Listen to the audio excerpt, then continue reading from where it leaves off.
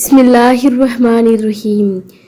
زینب T V کی طرف سے میں آپ لوگوں کے ساتھ رسول اللہ صلی اللہ علیہ وآلہ وسلم کا بہت ہی پیارا فرمان شیئر کرنے جا رہی ہوں کہ رسول اللہ صلی اللہ علیہ وآلہ وسلم کے مبارک گھر میں کھانے کے لیے کیا ہوتا تھا۔ ام المومنین حضرت سیدہ عائشہ صدیقہ رضی اللہ تعالی عنہا بیان فرماتی ہیں کہ آل محمد صلی اللہ علیہ وآلہ وسلم کا یہ حال تھا کہ ہمارے ہاں مہینہ مہینہ بھر تک آگ نہیں جلتی تھی، بلکہ صرف کھجور اور پانی پر ہی گزر بسر ہوتی تھی۔